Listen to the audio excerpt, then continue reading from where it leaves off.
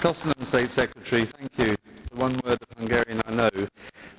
We would like to give you a small gift, but it's of Hungarian vodka, but it's organic vodka, and it's very high quality vodka, I'm assured, by those that like to drink it, so please.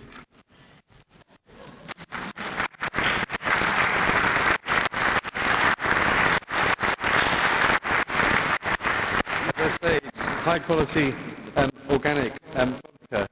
The really nice thing about taking this role now at this stage of the Congress is the opportunity to give a comprehensive list of thanks to all those people that have been involved and helped make this possible, and also hopefully to have a chance to give some additional motivation as you go home, to take out the positive messages and to leave with a sense of inspiration and energy going forward, because although we have had some hard messages, some depressing messages, we've also had some real messages of hope as well, and those are the things, of course, that we must leave with. But first, turning to the thanks, firstly, State Secretary, it is to your ministry, the Ministry of Rural Development, and your Minister, Mr. Fazekas, and indeed to the Hungarian Presidency for making it possible for us to come together and engage at a very high level with people responsible to formulating policy for the future of agriculture in Europe, however hard it might be to bring about the massive transformation that I know virtually everybody here believes is so necessary. But also, of course, our co-organisers, Biocontrol and Biocultura, both Hungarian organisations working for organic farming in Hungary and playing their part in the wider European community with the IFOAM EU group. Now, I believe that this Congress, the 5th IFOAM EU Group Congress, has been one of the most successful, not just because of this beautiful place that we've been in, and whenever I've drifted off during the fascinating sessions when perhaps I lost my focus, you could look up and see wonderful painted ceilings and moulded walls. But I think it's not just that, it's that we've also managed to engage at that highest level, and I'm going to repeat that several times during my short speech. I'd really like to pay tribute and thanks to Eva Axe of Biocultura and the Kshantos, and specifically say that if it hadn't been for her drive and her energy, this wouldn't have happened. And although I would like to thank each of these people that I mentioned specifically and ask them to stand up and be recognised by you all for the contribution they've made, you won't get your bus, so I won't. But I will continue to mention the IFOAM EU group team, who have worked incredibly hard to make this happen, as they have every time that we've met together. And I will mention them specifically by name. Firstly, obviously, our director, Marco Schluter, who provides an amazing energy and insight to his whole team, and I think works really well with all of his team to help them make these sorts of events a success. But also, of course, the individuals. Sophia Barafol, who has worked tirelessly on organising the programme, the speakers, services, and getting the proceedings together. Eduardo Coco, who has actually been responsible for coordinating the Congress and has done, as far as I can see, an incredibly good work. Antje Curling, who has been responsible for the programme and pulling together many of the speakers.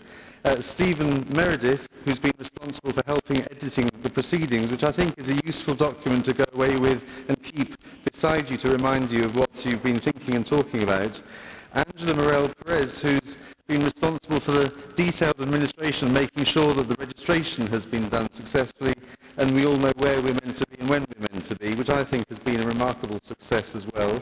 Stephen Turner, who's helped with the proceedings and specifically correcting and dealing with the English language in the proceedings. And Camilla Mikkelsen, Andre Scheramata and Josephine Johansson, who've not done specific jobs but always been there to make sure that the whole thing could go successfully. Also, I'd like to thank John Portelli, and I will also, when he's stopped photographing, going to give him a bottle of Hungarian organic vodka as well, as a way to say thank you for doing the photographs, that again he does every single time, snapping away and providing a visual record of all of our discussions. I'd like to obviously thank DG Agri, who provided funding for this Congress and has made it possible. And also the sponsors, our main sponsors, Kai and Ariza, who give generously to IFOM EU Group to support our core work, but also the specific sponsors for this Congress, BRIO, HIP, SIPAL and BO Austria.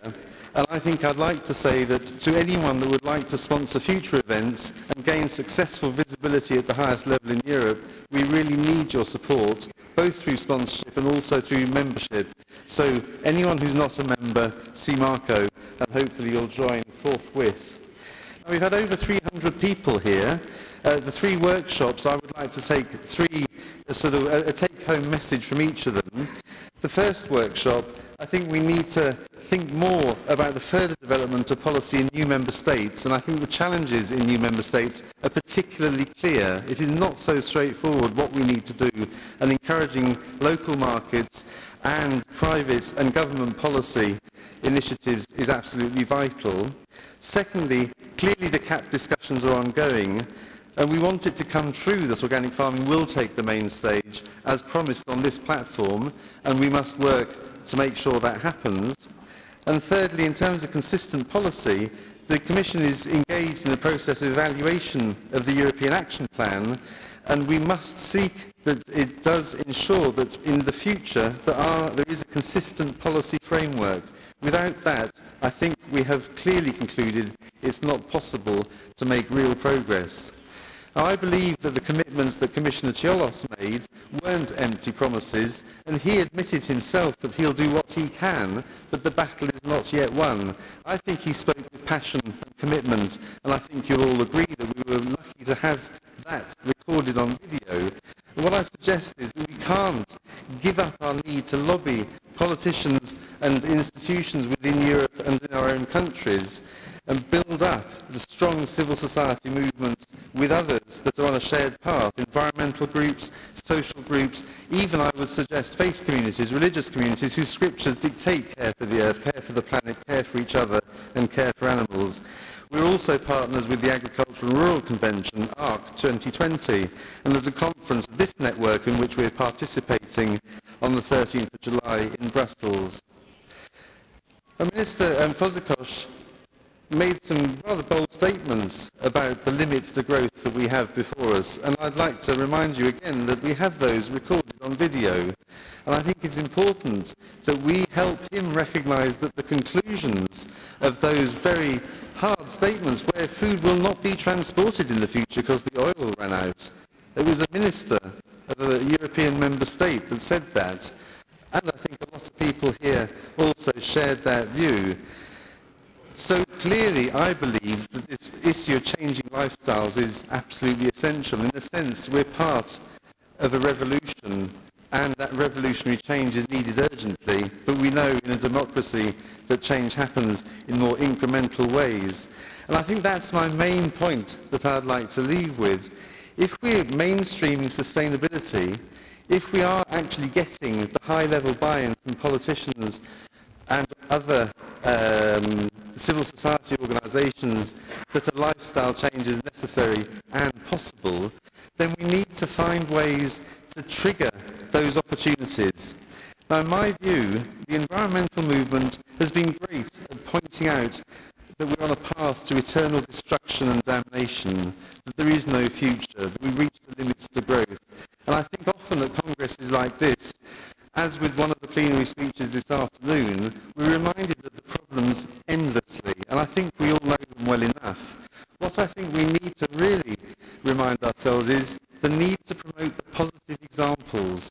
And if we penetrate the real life examples of food communities that are engaged in a different sort of lifestyle, where local food is being supplied to local farmers, where farmers' markets are supplying fresh and vibrant food to consumers, actually that can inspire change. And although I think we've been privileged to see and listen to high-level politicians that can potentially make that change, if we look into ourselves and consider the way we buy food and the way we know organisations, individuals, small businesses and farmers that are offering that food in a different way, you get a completely different picture.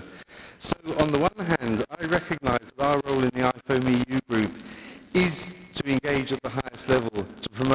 ultimately sustainable solutions and promote the opportunity that organic farming provides, what I think we also must remember is that there are local initiatives happening all around us, and we tend to forget about those at congresses like that. So what I'd urge you to do is to promote the positive examples, real examples that are happening around you in your communities, and to bring those forward, because it is through communicating those opportunities as widely as possible that more people will join our team, more people will have the opportunity to make a difference, and more people will engage in a lifestyle, as we all do here, which is materially different. If the world's population, or if Western European society was to live like I should imagine virtually every one of us does in terms of our relationship to food, our relationship to transport, to housing, to each other, if everybody was to be like us, then we'd be halfway there. So what I think you need to remember is to take the positive examples and take the energy that's provided by all those real food communities, and remember that the politicians can only go so far. We've promoted them to the position of power where they can make incremental change. We've held them to account. We've given Ciolos a standing ovation because I believe he did say something that was materially different. Now let's remind him that we gave him a standing ovation. Let's remind your minister here in Hungary that he said that actually we won't be able to transport food within 20 years, because he then has the responsibility to the people that voted him into power to start to make the real difference and make a difference in the way that we acquire and consume food. So I think we're talking about real food for real people. There's a tendency for us to think we're moving in some sort of abstruse, obscure policy context. Actually, we're talking about real things, and that's what we need to go out and communicate to people. And many of you here are doing that very effectively. So thank you very much for coming. Thank you for your enthusiasm. Thanks to the speakers. Thanks to the translators. And thanks mainly to you for participating in the Congress and staying through right to the end. The buses will be leaving in 16 minutes from the main entrance. There are 2 buses going back to Helia Hotel and the island, so you need to get on those if that's where you want to go. And there's 1 bus going to the airport, both to terminals 1 and 2. And if you think there's lots of people that's going to the airport, get out there quickly, because you may not be able to get on the bus anyway. Now, I think there's going to be plenty of space for all of you. There's no question. Everyone will get away now. Thank you very much for coming, and thank you very much for your enthusiasm. Goodbye.